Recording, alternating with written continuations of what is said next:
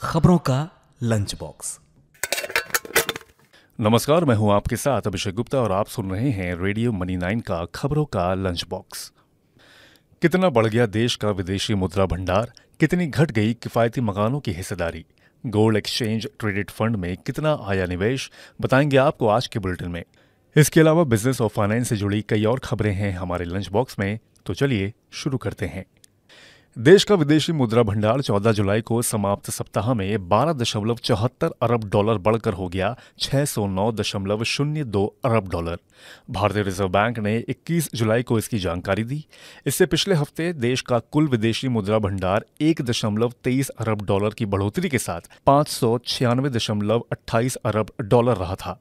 देश का विदेशी मुद्रा भंडार अक्टूबर 2021 में 645 अरब डॉलर के रिकॉर्ड उच्च स्तर पर था, लेकिन वैश्विक घटनाओं की वजह से पैदा हुए दबावों के बीच रुपए को संभालने के लिए मुद्रा भंडार का इस्तेमाल करने में आई थी गिरावट।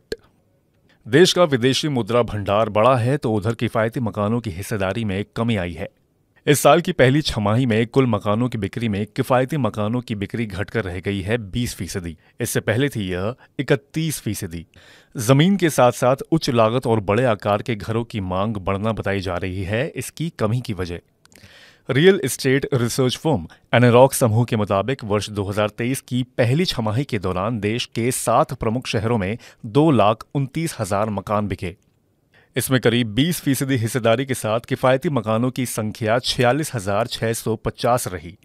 साल 2022 की पहली छमाही में कुल बिके 1,84,000 मकानों में 31% हिस्सेदारी के साथ किफायती मकानों की संख्या रही 57,060। अब बात सोने की। गोल्ड एक्सचेंज ट्रेडेड फंड यानी कि गोल्ड ETF में अप्रैल जून की तिमाही में 298 करोड़ रुपए का आया निवेश।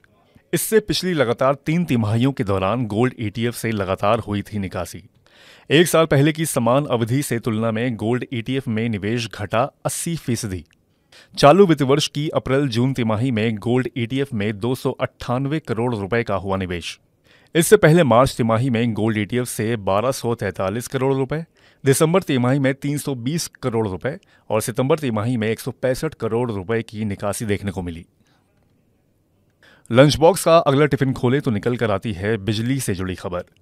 देश में बिजली की खपत चालू साल की अप्रैल जून तिमाही में सालाना आधार पर 1.8% की मामूली वृद्धि के साथ 407.76 अरब यूनिट पर पहुंचा। सरकारी आंकड़ों से मिली है जानकारी। मुख्य रूप से बेमौसम बारिश और बिपरजॉय चक्रवात रही हैं बिजली खपत में मामूली वृद्धि की वजह। पिछले साल की अप्रैल जून तिमाही में बिजली की खपत थी 400.44 अरब यूनिट। 2021 की समान अवधि में यह रही थी 340.37 अरब यूनिट। यानी 2022 की समान अवधि में बिजली की खपत इससे पिछले साल की तुलना में रही थी 17.6%। आगे बढ़ते हैं।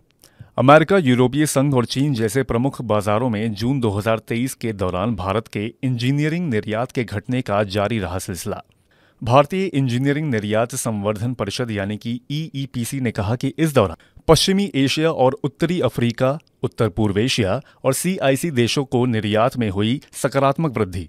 भारत के इंजीनियरिंग निर्यात में जून 2023 में लगातार तीसरे महीने गिरावट हुई।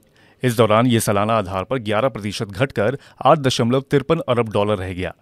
EEPC ने कहा कि अमेरिका, यूरोपीय संघ और चीन के निर्यात घटने के चलते आई यह गिरावट।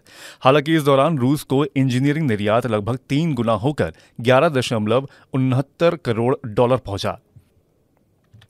एक और SME ज्वेलरी कंपनी मार्केट में होने वाली है लिस्ट। खंजाची ज्वेलर्स का IPO आज सब्सक्रिप्शन के लिए खुला। इसमें 28 जुलाई तक पैसे लगा सकेंगे निवेशक। IPO के जरिए कंपनी की 92 करोड़ रुपए जुटाने की है योजना। निवेशक कम से कम 1000 इक्विटी शेयरों के लिए लगा सकते हैं एप्लीकेशन। खंजाची ज्वेलर्स की IPO के लिए लीड मैनेजर हैं मार्क कॉर्पोरेट एडवाइजर्स। और लंच बॉक्स के आखिर में है इलेक्ट्रिक व्हीकल से जुड़ी खबर। इलेक्ट्रिक 2 व्हीलर मैन्युफैक्चरिंग कंपनी ओला इलेक्ट्रिक बहुत जल्द अपना सबसे सस्ता इलेक्ट्रिक स्कूटर करेगी लॉन्च। स्कूटर का नाम है ओला S1 एयर। कंपनी का दावा है कि ये कंपनी का अब तक का सबसे सस्ता इलेक्ट्रिक स्कूटर होने वाला है। जिन लोगों ने ओला S1 एयर की पहले से बुकिंग कर रखी है उन्हें ये स्कूटर मिलेगा 1.09 लाख रुपए की कीमत पर। 28 से 30 जुलाई तक खुली रहेगी स्कूटर को खरीदने की विंडो, लेकिन इसके बाद जो लोग इस इलेक्ट्रिक स्कूटर को खरीदते हैं उन्हें देने पड़ेंगे ज्यादा पैसे। तो बस खबरों के लंच बॉक्स में इतना ही। उम्मीद है ये पॉडकास्ट आपको पसंद आया होगा। अगर आपकी कोई प्रतिक्रिया हो या सुझाव हो तो हमें कमेंट करके जरूर बताएं। मैं हूं अभिषेक गुप्ता, सुनते रहिए रेडियो मनी 9।